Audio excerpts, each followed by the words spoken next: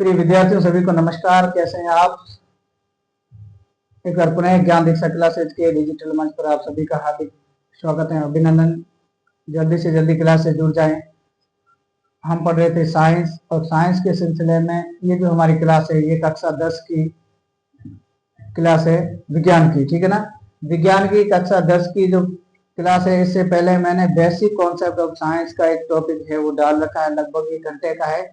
इस क्लास को देखने से पहले उस क्लास को पूरा यानी ए से लेकर के जेड तक यानी शुरू से लेकर के अंत तक जरूर देखें, क्योंकि उस क्लास में कॉन्सेप्ट है वो क्लियर करोगे तो निश्चित रूप से आगे पढ़ने में आपको आसानी होगी। ठीक है? तो इस क्लास से पहले उस बेसिक कॉन्सेप्ट को जरूर देखना, पढ़ना और समझना। ठीक है? तो आज हम पढ़ रहे हैं, प्रिय विद्यार्थियों पढ़ रहे हैं क्या? रासायनिक अभिक्रियाएं एवं समीकरण, कक्षा 10 का जो अध्याय नंबर 1 है या चैप्टर नंबर जो 1 है प्रिय विद्यार्थियों, वो चैप्टर नंबर 1 क्या है? रासायनिक अभिक्रिया एवं समीकरण। अब ध्यान देने योग्य बात यह है प्रिय विद्यार्थियों की जब नाम आया है रासायनिक अभिक्रियाएं और समीकरण, ठीक है, तो रासायनिक अभिक्रियाएं करेगा कौन? ठीक है ना? कौन करेगा? तो उसके लिए प्रिय विद्यार्थियों एक शब्द है। क्या शब्द है? या तो पदार्थ होगा। ठीक है? उसके लिए बेसिक एक थ्योरी है, बेसिक कॉन्सेप्ट है, वो क्या है? यदि रासायनिक अभिक्रिया हम करवाना चाहते हैं या रासायनिक अभिक्रिया कहीं हो रही है तो उसके लिए क्या क्या चीजें होगी? पहला होगा वो होगा पदार्थ। ठीक है? पदार्थ के बाद में होगा प्रिय विद्यार्थियों तत्व। क्या होगा? तत्व। और तत्व के बाद में होगा प्रिय विद्यार्थियों वो होगा परमाणु। ठीक है? कि परमाणु के बाद में होगा प्रिय विद्यार्थियों अणु, और अणु के बाद में होगा वो होगा यौगिक, और बहुत सारे यौगिक जब मिलते हैं तो बनाते हैं प्रिय विद्यार्थी मिश्रण। क्या बनाते हैं? मिश्रण बनाते हैं। ठीक है? यहां तक किसी विद्यार्थी को कोई डाउट हो तो मुझे बताइए। अब हमने कुछ नहीं किया है, एक कॉमन बात की। क्या कॉमन बात की है? कि हम पढ़ रहे हैं रासायनिक अभिक्रियाएं। क्या पढ़ रहे हैं प्रिय विद्यार्थियों? रासायनिक अभिक्रियाएं पढ़ रहे हैं। जब भी रासायनिक अभिक्रियाएं पढ़ेंगे तो उससे पहले हमारे दिमाग में एक क्वेश्चन आता होगा कि ये रासायनिक अभिक्रियाएं कौन करेगा? कोई व्यक्ति करेगा या कोई वस्तु करेगी या कोई दूसरे जीव करेंगे? होगा क्या? कैसे होगी? तो उसके लिए सबसे पहले जो रासायनिक अभिक्रिया है, इस रासायनिक अभिक्रिया में मैंने जो बोर्ड पर लिख रखा है ये रेखीय आरेख, इस रेखीय आरेख का पहले से लेकर के अंत तक का इनमें से कोई न कोई चीज होगी, कोई न कोई जरूर स्टेप होगा, और वो मिलकर के क्या करेंगे? परस्पर मिलेंगे तो रासायनिक अभिक्रिया होगी। ठीक है ना? अब ध्यान देना, सबसे पहले हम बात करेंगे तो पदार्थ। पदार्थ की हम 9वीं क्लास जब पढ़े थे, उस 9वीं क्लास के अंतर्गत मैंने पदार्थ की चर्चा की थी। क्या चर्चा की थी विद्यार्थियों? चर्चा की थी कि पदार्थ होता है, हम उसे कहेंगे वे वस्तुएं जिनका आकार और आयतन क्या होता है विद्यार्थियों? जिनका जो आयतन है वह होता है, और आयतन के साथ साथ में स्थान घेरती है, और स्थान के साथ साथ में इस पदार्थ की एक विशेषता और है कि इसका द्रव्यमान होता है। यानी वे वस्तुएं जो स्थान घेरती है और जिसका द्रव्यमान होता है उसे हम क्या कहते हैं? पदार्थ कहते हैं। ठीक है ना? हाँ, अब ध्यान देना, पदार्थ के बाद में आता है तत्व। कैसे कहेंगे हम? तत्व किसे कहेंगे? ठीक है? तो तत्व का मतलब होता है, तत्व का मतलब होता है प्रिय विद्यार्थी वो होता है एक ही प्रकार के परमाणु। ठीक है? यानी एक ही प्रकार के परमाणु होते हैं, उसको हम कहते हैं प्रिय विद्यार्थियों तत्व। क्या कहते हैं? तत्व कहते हैं। कैसे? उदाहरण के तौर पर, उदाहरण के तौर पर जैसे आपने देखा होगा हाइड्रोजन, ठीक है, हीलियम, लिथियम, बेरिलियम। ठीक है? जब भी आप विज्ञान पढ़ो तो विज्ञान पढ़ने से पहले कुछ चीजें बेसिक आपको याद रखनी पड़ेगी। क्या याद रखनी पड़ेगी? जब भी केमिस्ट्री पढ़ो उससे पहले आपको 1 से लेकर के 30 तक, 1 से लेकर के 30 तक कम से कम परमाणु क्रमांक याद होना जरूरी है। ठीक है? कितने? 1 से लेकर के 30 तक परमाणु क्रमांक याद है। उसका परमाणु क्रमांक के आधार पर कहीं भी इलेक्ट्रॉनिक विन्यास होगा तो भरने में आसानी होगी। ठीक है? कहीं द्रव्यमान याद करना पड़ेगा तो उसको भी वहां आसानी होगी। ठीक है ना? तो 1 से 30 कैसे? इसको याद करने का एक सूत्र बताता हूं मैं।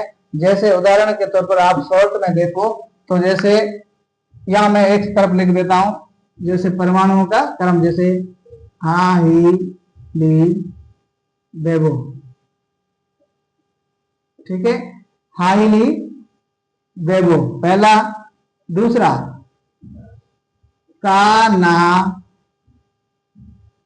ओफनी, हाईली वेबो काना ओफनी। तीसरा है सक आ पोके,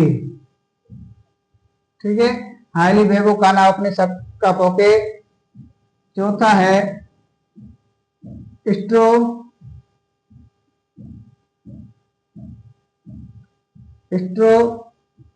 वेक्रोमी, ठीक है, हाईली वेबो काना ओफनी सक का पोके स्ट्रो वेक्रोमी। और पांचवा है वह है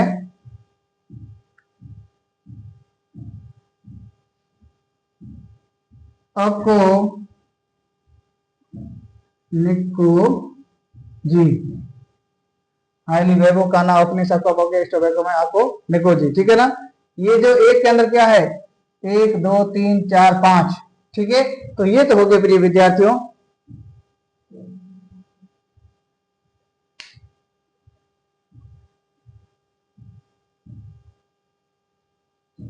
ये जो प्रत्येक के अंतर्गत 5 है, तो 5 के हिसाब से ये टोटल 25 हो गए, ठीक है ना। जैसे हाइड्रोजन है, हीलियम है, लिथियम है, बेरिलियम है, बोरोन है, कार्बन है, नाइट्रोजन है, ऑक्सीजन है, फ्लोरीन है, नियोन है, सल्फर है, क्लोरीन है, ठीक है ना, आर्गन है, पोटेशियम है, कैल्शियम है, स्ट्रोमियम है, और वेनेडियम है, क्रोमियम है, मैग्नीज है, ठीक है, ऑर्गन है, कोबाल्ट है, निकल है, कॉपर है और जिंक है, ठीक है ना। इस प्रकार आप इन चीजों को याद शॉर्ट में जरूर रखना, शॉर्ट में रखोगे तो आपको परमाणु क्रमांक याद रहेंगे। परमाणु क्रमांक मैंने एक सूत्र होता है विज्ञान में प्रिय विद्यार्थी, वो क्या होता है, P बराबर जेड बराबर ई, ठीक है ना। जितना परमाणु क्रमांक होता है उतना ही उसका परमाणु जेड बराबर पी बराबर ई, ठीक है। जितना जिसका परमाणु क्रमांक होता है उतने ही उसके अंतर्गत प्रोटॉन होते हैं, और जितने प्रोटॉन होते हैं उतने ही इलेक्ट्रॉनों की संख्या होती है। और जब इसका भार ज्ञात कर दिया जाता है तो क्या होता है, P प्लस N होता है, प्रोटॉन और न्यूट्रॉनों का योग होता है, और नाभिक का क्या होता है, भार होता है परमाणु का, ठीक है ना। परमाणु का भार है उसके नाभिक में केंद्रित होता है। ये बेसिक चीजें थी, ठीक है ना। तो हम बात कर रहे प्रिय विद्यार्थियों, क्या बात कर रहे थे कि जो पदार्थ तत्व है, तत्व एक ही प्रकार के परमाणुओं से मिलकर के बने होते हैं, ठीक है ना। हाँ, जैसे हाइड्रोजन, हीलियम वगैरह, इनको अलग अलग हम क्या कहेंगे, तत्व कहेंगे। तत्व के बाद आता है प्रिय विद्यार्थियों परमाणु। क्या आता है, तत्व के बाद आता है परमाणु।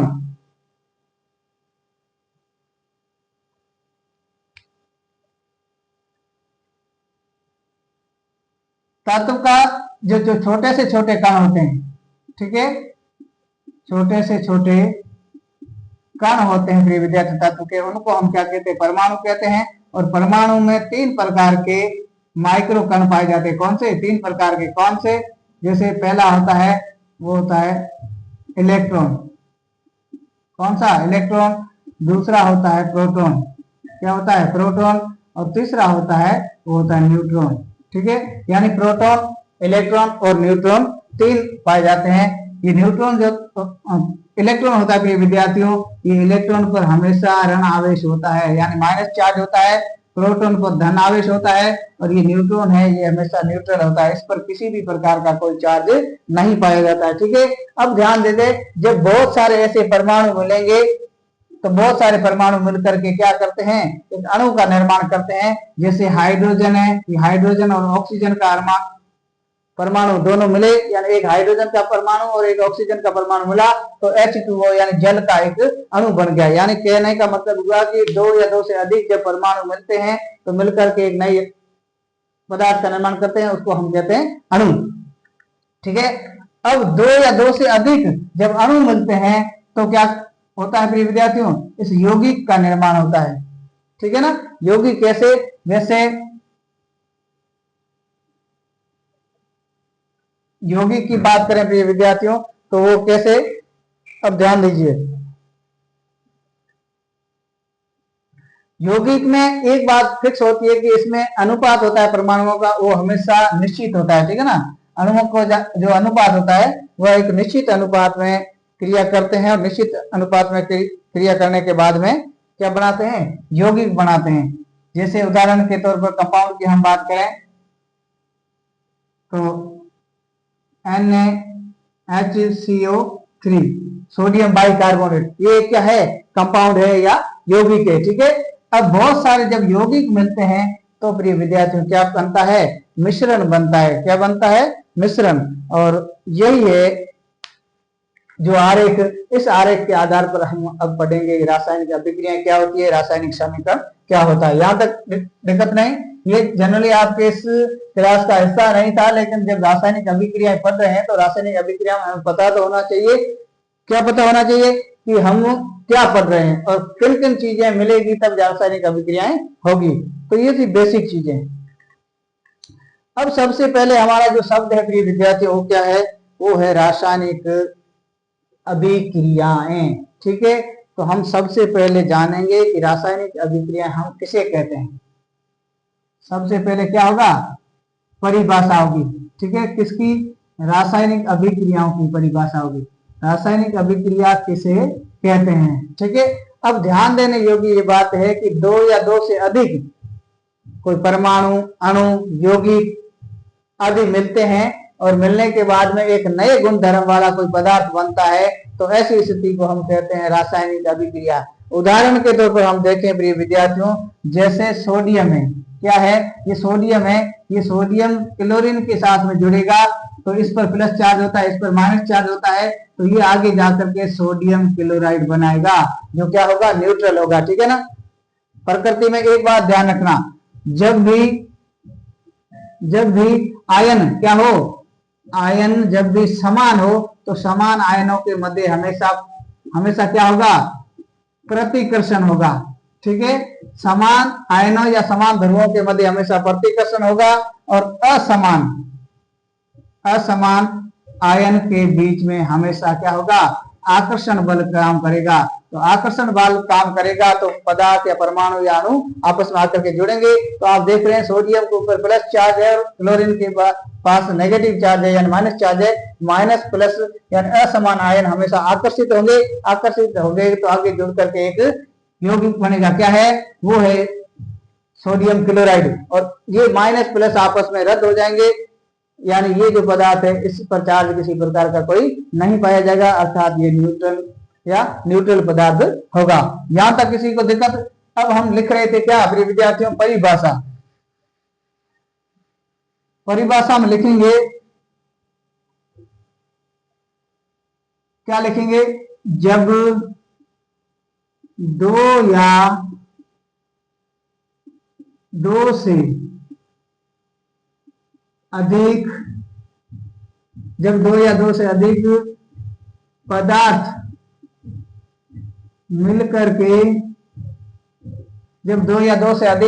मिलकर के नए गुणधर्मों वाला है, कौन सा, नए गुणधर्मों वाले पदार्थ का निर्माण करते हैं। तो जब दो या दो से अधिक पदार्थ मिलकर के नए गुण धर्म वाले या धर्मों वाले पदार्थ का निर्माण करते हैं तो इस प्रक्रिया को नया पदार्थ बनने की प्रक्रिया को प्रिय विद्यार्थियों क्या कहेंगे, प्रक्रिया को कहेंगे हम रासायनिक अभिक्रिया। क्या कहेंगे, रासायनिक अभिक्रिया कहेंगे। यहां तक किसी विद्यार्थी को कोई दिक्कत हो तो रासायनिक अभिक्रिया कहते हैं या कहेंगे, एक ही बात है। ठीक है ना। यानी जब दो या दो से अधिक पदार्थ मिलकर के नए गुण धर्म वाले पदार्थ का निर्माण करते हैं तो ऐसी स्थिति में हम कहेंगे इसे रासायनिक अभिक्रिया।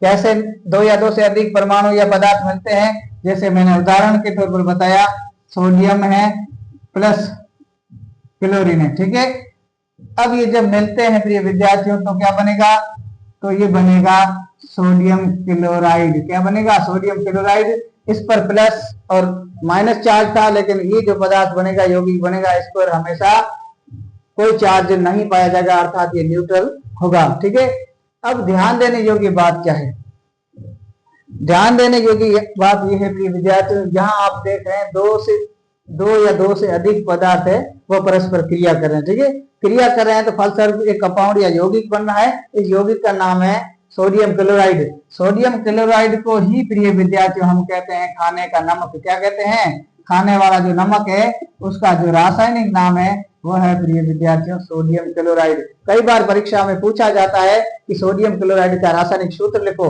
तो आप लिखोगे NaCl। आपको NaCl लिख करके सूत्र बोला जाएगा कि NaCl का रासायनिक नाम लिखो, तो रासायनिक नाम है आपका सोडियम क्लोराइड, जिसको हम कहते हैं साल्ट। क्या कहते हैं? साल्ट कहते हैं। साल्ट का मतलब होता है नमक। तो नमक का रासायनिक सूत्र है वो प्रिय विद्यार्थी क्या है? NaCl, और रासायनिक नाम सोडियम क्लोराइड। ठीक है, कभी कभार कुछ कंपाउंड या पदार्थ देकर के उसके साधारण नाम देकर के रासायनिक नाम पूछेंगे, कभी रासायनिक देकर के साधारण पूछेंगे, कभी साधारण या रासायनिक नाम देकर के उसका सूत्र पूछा जाएगा। तो ये होता है सूत्र। यहां तक किसी को दिक्कत प्रिय विद्यार्थियों? अगला उदाहरण के तौर पर हम लिखें, जैसे मैग्नीशियम है और ये ऑक्सीजन है। ठीक है, जब ये जुड़ती है तो प्रिय विद्यार्थियों MgO होता है, यानी मैग्नीशियम ऑक्साइड में निर्माण करती है। ठीक है ना। अब देखेंगे आगे हम पढ़ेंगे मैग्नीशियम, यहाँ मैग्नीशियम एक है, यहाँ ऑक्सीजन 2 है, लेकिन यहाँ ऑक्सीजन आपका एक ही परमाणु है। ठीक है, होना कितना चाहिए? 2। इसे हम कहते हैं ये एक समीकरण है, ये असंतुलित समीकरण है। आगे आगे आगे टॉपिक आ रहा है कि इस जब असंतुलित समीकरण है तो इसको संतुलित समीकरण कैसे करेंगे। तो संतुलित का मतलब हुआ जो लेफ्ट हैंड साइड है उसके एरो के और राइट हैंड साइड दोनों साइड परमाणुओं की संख्या है किसी भी समीकरण में यदि बराबर होगी तो उसे कहेंगे हम संतुलित समीकरण। क्या कहेंगे? संतुलित समीकरण। ठीक है, लेकिन ये रासायनिक अभिक्रिया की परिभाषा पढ़ देते हैं, उसमें से हमने ये पढ़ा। यहां तक किसी को कोई दिक्कत? अगला हम लिखें, जैसे दूध होता है, आपने देखा होगा दूध होता है, दूध का टेस्ट अलग होता है। ठीक है, और दूध में जब जामुन डाला जाता है तो जामुन डाले के दरमियान दूध है वो दही में परिवर्तित हो जाता है। ठीक है ना। अब दही में परिवर्तित हो गया तो क्या होगा? ध्यान देना, जब भी रासायनिक अभिक्रिया होगी तो उसके रंग, स्वरूप और स्वाद में जरूर कोई न कोई परिवर्तन होगा। स्वाद में परिवर्तन नहीं हुआ इसका मतलब वहां रासायनिक अभिक्रिया नहीं हो रही है। ठीक है ना। अब स्वाद में जैसे जैसे आपका जो दूध है, दूध पीते हो तो उसका टेस्ट अलग आता है, और दही पीते हो तो दही का टेस्ट है वो अलग रहता है ये कुछ खटा खटा। हाँ, तो दूध का दही बनना या दूध का दही में परिवर्तित होना ही क्या कहलाता है? ये भी एक रासायनिक परिवर्तन का उदाहरण है। ठीक है, दूध का दही में परिवर्तित होना। ठीक है, तो ये भी एक रासायनिक अभिक्रिया का उदाहरण है, यानी दूध से दही जो बनता है वो रासायनिक अभिक्रिया का एक मोस्ट इंपोर्टेंट एग्जाम्पल है। यहां तक किसी विद्यार्थी को कोई दिक्कत नहीं? दिक्कत है। अब ध्यान देना, जब पहला था रासायनिक अभिक्रिया को हमने पढ़ा। दूसरा, अब दूसरा जो शब्द है प्रिय विद्यार्थियों, वो दूसरा शब्द क्या है? वह है समीकरण। अब सबसे पहले दिमाग में हमारे ख्याल आता है कि ये समीकरण होता क्या है? कुछ नहीं, जो रासायनिक अभिक्रिया में कंपाउंड भाग ले रहे थे, परमाणु भाग ले रहे थे, तत्व भाग ले रहे थे, उन तत्वों को यदि प्रतीकों द्वारा लिख करके प्रदर्शित करते हैं तो इसी को हम कहते हैं समीकरण। क्या कहते हैं? इसी को समीकरण या रासायनिक समीकरण कहते हैं। ठीक है ना। अब ध्यान देना, ठीक इससे पहले एक चीज और है, और क्या है? जब भी रासायनिक अभिक्रिया होगी, ठीक है, रासायनिक अभिक्रिया होगी तो वो अभिक्रिया अपने गुण प्रदर्शित करेगी। क्या है? रासायनिक अभिक्रिया के अभिलाक्षणिक गुण। जब भी रासायनिक अभिक्रिया होगी कहीं भी, तो उस अभिक्रिया से पहले हमें कुछ संकेत मिलेंगे, गुण या संकेत। ठीक है, जिससे पता चलेगा कि कुछ न कुछ रासायनिक अभिक्रिया हो रही है। जैसे आप दूध है, दूध में जामुन डालते हैं, दही डालते हैं बूंद, और उसके बाद में आप लगभग 10 से 12 घंटे रखोगे तो 10 से 12 घंटे बाद आपको लैक्टिक एसिड की सुगंध धीरे धीरे घर में या मकान में, कमरे में आने लगेगी। ठीक है ना। तो उससे क्या है? वो स्मेल बताती है कि आपका जो दूध दही है वो ज्यादा खटा हो रहा है, उसमें किण्वन क्रिया है वो चरम पर है। ठीक है ना। जो बैक्टीरियल होते हैं लैक्टोबैसिलस, वो किण्वन क्रिया करते रहते हैं। जैसे ही ज्यादा किण्वन क्रिया होती है तो दूध दही है वो खट्टा होने लगता है। ठीक है ना। तो इसके अभिलाक्षणिक गुण है वो कौन से? सबसे पहला गुण है प्रिय विद्यार्थियों, वह है ऊष्मा का अवशोषण। क्या है? अवशोषण या उत्सर्जन। यानी जब भी अभिक्रिया होने को होती है तो उसका पहला संकेत आएगा, या तो उसमें ऊष्मा अवशोषित होगी या ऊष्मा उसमें उत्सर्जित होगी या विसर्जित होगी। ठीक है ना, ये पहला लक्षण है इस रासायनिक अभिक्रिया का। ठीक है, अब दूसरे लक्षण की हम बात करेंगे। तो जैसे ही अभिक्रिया होगी तो हल्का सा उसमें रंग में परिवर्तन जरूर होगा। ठीक है ना, ज्यादा हो ना हो, कहीं ज्यादा होता है कहीं कम होता है, लेकिन रंग में परिवर्तन जरूर होता है। ठीक है, तो दूसरा अभिलाक्षणिक गुण है वह है रंग में परिवर्तन होना। ठीक है, यानी रासायनिक अभिक्रिया होने से पहले ही आपको लगेगा कि रंग में परिवर्तन है। आपने कभी हल्दी देखी होगी, घर में यूज करते होंगे। हल्दी को किसी कांच के जार में या गिलास में लीजिए और उसके अंतर्गत आप सोडियम जो हाइड्रोक्साइड है उसको डालें, या आपका जो साबुन है, इस कपड़ा धोने वाले साबुन को डालें, तो डाल करके देखोगे तो वो सारा सारा जो हल्दी वाला पानी येलो कलर का था वो सारा सारा लाल कलर में बदल जाएगा। इसका मतलब हुआ कि वहां रासायनिक अभिक्रिया कोई न कोई जरूर हो रही है। क्यों? क्योंकि कैसे पता चला? क्योंकि उसका जो रंग है वो येलो से लाल हो जाएगा, एकदम चिरमी की तरह। ठीक है ना, तो ये है रंग में परिवर्तन, इसका दूसरा उदाहरण है। ठीक है, तीसरा जो अभिलाक्षणिक गुण है या विशेषता है प्रिय विद्यार्थियों, वह है गैस का बनना। क्या है? गैस का बनना। अब ध्यान देना, कभी आपने चूना देखा होगा पुराने समय में, जब कच्चे मकान हुआ करते थे घरों में, तो कच्चे मकानों में प्रिय विद्यार्थियों क्या होता था कि हम वो चूना लगाते थे दीवारों पर। ठीक है, कच्ची भीतों या दीवारों पर। तो उस चूने को जैसे पाउडर लाते थे, पाउडर में जैसे ही हम पानी डालते थे तो चूना क्या होता था? Calcium carbonate. कैल्शियम कार्बोनेट में जैसे ही हम जल मिलाते थे तो कैल्शियम हाइड्रोक्साइड में परिवर्तित हो जाता था और पीछे CO2 यानी कार्बन डाइऑक्साइड गैस है वो निकलती थी। तो आपको कभी भी अभी भी कभी भी ट्राई करके चूने सूखे में से पानी डालोगे तो बुलबुले निकलेंगे। बुलबुले का मतलब होता है वहां कार्बन डाइऑक्साइड गैस निकली है। इसका मतलब हुआ कि वहां कोई न कोई रासायनिक परिवर्तन जरूर हो रहा है या रासायनिक अभिक्रिया है वो होने वाली है। ये तीसरी लाक्षणिक गुण था, वो था गैस का निकलना। ठीक है, और चौथा है वो है अवक्षय का बनना। क्या है? अवक्षय का बनना। यानी जो रासायनिक अभिक्रिया बनती है उससे पहले ये चार संकेत मिलते हैं। इनमें से कोई भी संकेत दिखाई दे आपको कभी, तो आप अंदाजा लगाना कुछ न कुछ रासायनिक अभिक्रिया जरूर हो रही है। हो सकता है फायदेमंद हो सकता है नुकसानदायक हो। ठीक है, आप लोहे को देखोगे, लोहे पर जंग लगने की प्रक्रिया वो भी एक रासायनिक परिवर्तन का उदाहरण है। लोहा पहले तो जैसे आप देखोगे उसका कलर चेंज होगा, जैसे ही नमी के संपर्क में आएगा तो ऑक्साइड का लेपन उसके ऊपर हो जाएगा। जैसे ऑक्साइड का लेपन होगा तो उस लोहे का रंग पहले जो था उसकी बजाय चेंज हो जाएगा। ठीक है ना, कभी कभार ज्यादा जंग लगता है तो सरिया या लोहे की जो कील होती है वो लाल दिखाई देने लगती है। क्यों? क्योंकि वहां ऑक्साइड का लेपन हो जाता है। ठीक है ना, हाँ। तो ये थी रासायनिक अभिक्रिया और रासायनिक अभिक्रिया के लाक्षणिक गुण। यहां तक किसी को दिक्कत नहीं? दिक्कत है तो आगे हम चलेंगे प्रिय विद्यार्थी। अब पढ़ेंगे कि रासायनिक समीकरण किसे कहते हैं ना। हमारा जो टॉपिक है उसका नाम ही है रासायनिक अभिक्रिया एवं रासायनिक समीकरण। तो रासायनिक अभिक्रिया में मेरे ख्याल से कोई दिक्कत नहीं होगी, सबको समझ में आ गया होगा। अब हम पढ़ेंगे आगे, वो पढ़ेंगे समीकरण। ठीक है, सीधा समीकरण लिखें या रासायनिक समीकरण लिखें एक ही बात है। ठीक है ना, ये जो समीकरण है इस समीकरण किसे कहेंगे? पाठ का या अध्याय का नाम तो है आपका रासायनिक अभिक्रिया और समीकरण, लेकिन समीकरण कहेंगे किसे?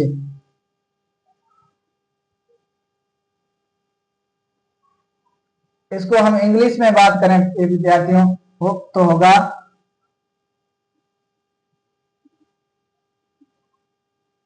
Chemical equation. ठीक है ना, केमिकल इक्वेशन यानी रासायनिक समीकरण। इसे क्या कहेंगे प्रिय विद्यार्थियों? रासायनिक समीकरण या समीकरण एक ही बात है, समीकरण रासायनिक ही होगा। हाँ, तो इसको कहेंगे केमिकल इक्वेशन। और जो रासायनिक अभिक्रिया थी प्रिय विद्यार्थियों उसको यदि आप इंग्लिश में जानना चाहो तो वो होगा केमिकल रिएक्शन। क्या होगा? Chemical reaction. कई बार हम कहते हैं कि इंजेक्शन लगाया उसके रिएक्ट हो गया यानी रिएक्शन हो गया। ये रिएक्शन का मतलब होता है प्रतिक्रिया। क्या होती है? क्रिया के बदले में प्रतिक्रिया। और ये प्रतिक्रिया देखा जाए तो प्रतिक्रिया एक जीव का अभिलाक्षणिक गुण है। किसका? जीव का अभिलाक्षणिक गुण माना जाता है प्रतिक्रिया। आपने देखा होगा कोई निर्जीव वस्तु, इसको मैं कितना भी मारूं ये वापस ना तो गुस्सा करेगी, ना ही मुझे गाली देगी और ना ही मुझे मारेगी। लेकिन ठीक इसी प्रकार कोई जीव होता, कोई बकरी वगैरह, मनुष्य वगैरह, घोड़ा, ऊंट, गधा, तो उसको ज्यादा आप पीटोगे तो वो कुछ न कुछ जरूर प्रतिक्रिया देगा। गधे की आदत है लात मारेगा, इंसान की आदत है कुछ कैपेसिटी है तो वापस मारेगा, नहीं मारता है तो गालियां देता है ना। हाँ, तो अलग अलग तरीके हैं यानी एक्शन का रिएक्शन होना। जो क्रिया करे उसकी विपक्ष में होने वाली जो क्रिया है उसको हम कहेंगे रिएक्शन या प्रतिक्रिया। ठीक है, तो रासायनिक अभिक्रिया को हम इंग्लिश में कहेंगे केमिकल रिएक्शन। ठीक है, तो ये बाइलिंगुअल इसलिए क्योंकि आगे जब जाओगे तो आपके वर्ड बहुत सारे काम आएंगे।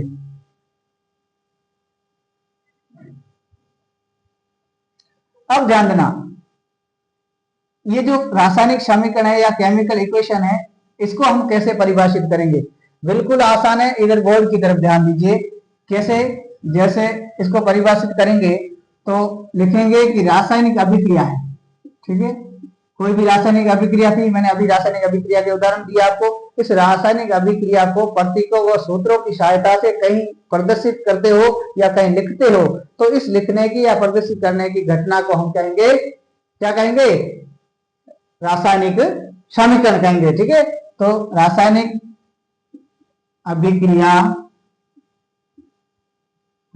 अभिक्रिया को उसके प्रतीकों तथा रासायनिक अभिक्रिया को उसके प्रतीकों तथा सूत्रों की सहायता से, ठीक है, जैसा कर रहे हैं वैसा ही लिख रहे हैं। मन से विज्ञान में कुछ नहीं होगा। मैंने कहा विज्ञान की एक खास बात है कि वो तथ्यों पर आधारित है, प्रयोगों द्वारा प्रमाणित है और इसमें हर एक चीज फैक्ट है, यानी किसी भी प्रकार की खास चीज नहीं है, असत्य चीज नहीं है। जो भी होगा वह सत्य होगा। ठीक है ना, तो जो जैसा हो रहा है वैसा प्रायोगिक है, इसलिए जैसा होगा वैसा का वैसा हम लिखेंगे। रासायनिक अभिक्रिया होती है, रासायनिक अभिक्रिया को लिखते हैं तो क्या करते हैं? उसके प्रतीक या सूत्र लिखते हैं। तो सूत्र या प्रतीकों द्वारा या रासायनिक अभिक्रिया को उसके प्रतीकों तथा सूत्रों की सहायता से प्रदर्शित करना। ठीक है, थोड़ा भाषा है वो ढंग की रखेंगे ताकि नंबर हमें पूरे मिले। ठीक है ना, तो रासायनिक अभिक्रिया को उसके प्रतीकों तथा सूत्रों की सहायता से प्रदर्शित करना या ऑब्लिक लगा करके लिखो, लिखना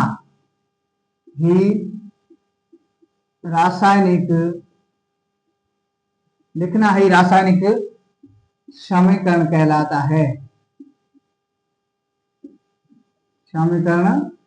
है। ठीक है ना, यहां तक किसी विद्यार्थी को कोई डाउट है? रासायनिक अभिक्रियाओं को उसके प्रतीकों तथा सूत्रों की सहायता से प्रदर्शित करना या लिखना ही रासायनिक समीकरण कहलाता है। यहां तक किसी विद्यार्थी को डाउट? उदाहरण के तौर पर बात करें प्रिय विद्यार्थियों, जैसे Mg मैग्नीशियम है प्लस ऑक्सीजन से क्रिया करता है तो 2MgO यानी मैग्नीशियम ऑक्साइड के 2 अणुओं का निर्माण करता है। ये क्या है? ये रासायनिक समीकरण हम लिख रहे हैं। क्या लिख रहे हैं? रासायनिक समीकरण लिख रहे हैं। तो इसे हम कहते हैं, जैसे मैग्नीशियम इसका प्रतीक है, ऑक्सीजन का O प्रतीक है, तो इसको लिखते हैं तो इसे हम कहते हैं रासायनिक समीकरण। कोई दिक्कत?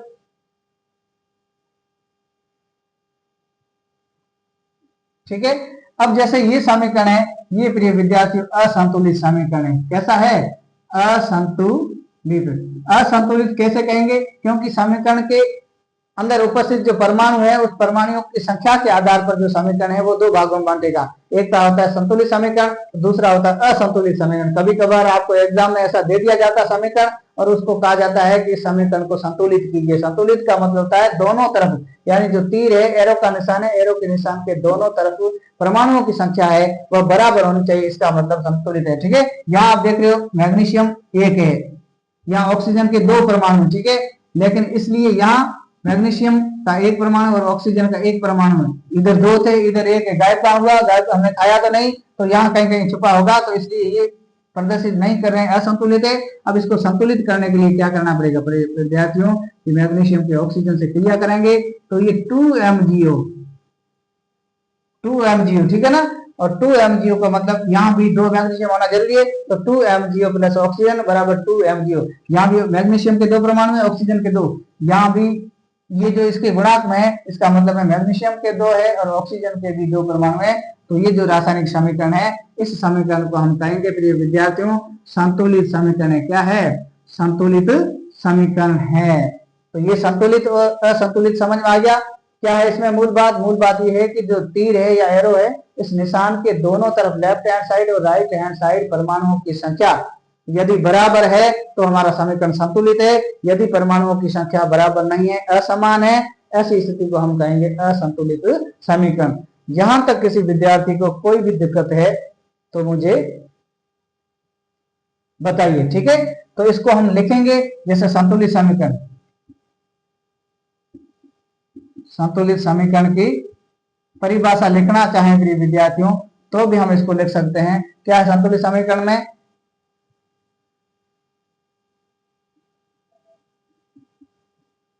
तो लिखेंगे रासायनिक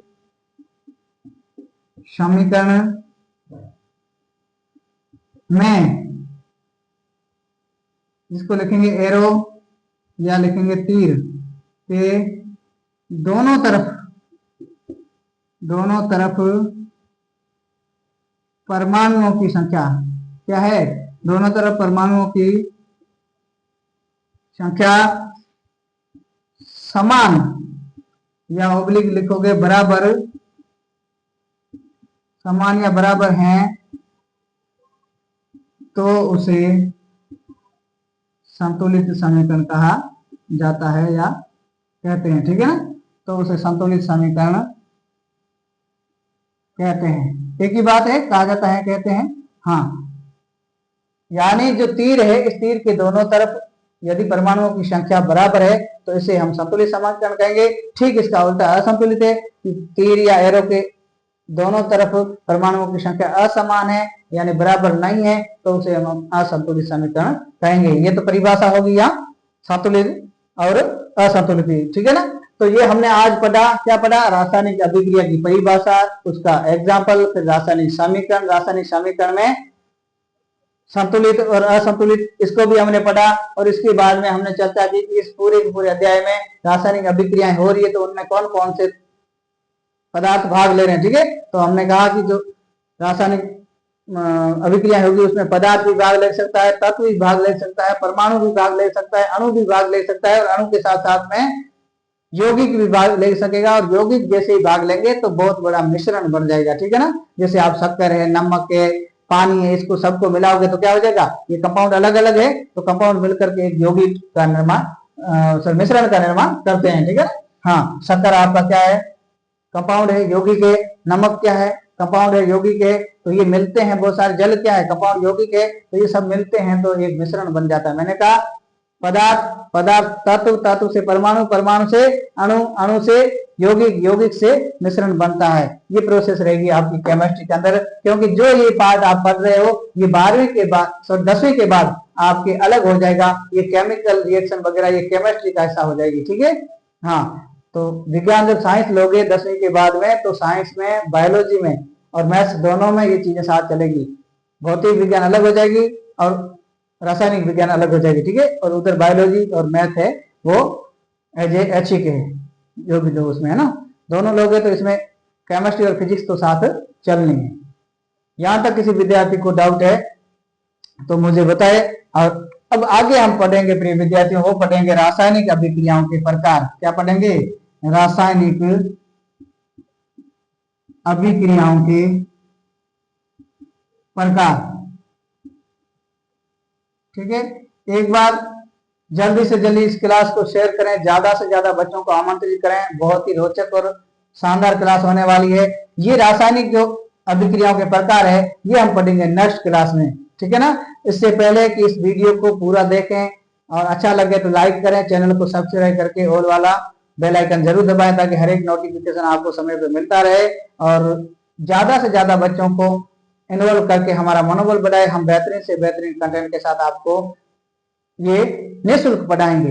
दुनिया में कोई निःशुल्क नहीं पढ़ाता यूट्यूब पर, लेकिन हम पूरा का पूरा कर्मिक रूप से चैप्टर वाइज हर एक ट्यूशन, हर एक टॉपिक आपको बेहतरीन से बेहतरीन ढंग से कराएंगे। मुझे आशा है और पूरा विश्वास है कि आप सारे के सारे बच्चे कुछ न कुछ इस क्लास से सीख करके अपने भविष्य में अपने सपनों को साकार करेंगे। इसी आशा और उम्मीद के साथ एक बार पुनः कहना चाहूंगा कि चैनल को सब्सक्राइब करें और इसकी कर्मिक क्लासें देखने के लिए हमारे यूट्यूब चैनल ज्ञान दीक्षा क्लासेस पर जाएं और जाकर के वहां प्ले लिस्ट में जाकर के ओके करें तो प्ले लिस्ट में हर एक कर्मिक क्लासेस सब्जेक्ट की आपको मिलेगी। आज की कक्षा में बस इतना ही, मिलते हैं अगली क्लास में, तब तक के लिए धन्यवाद।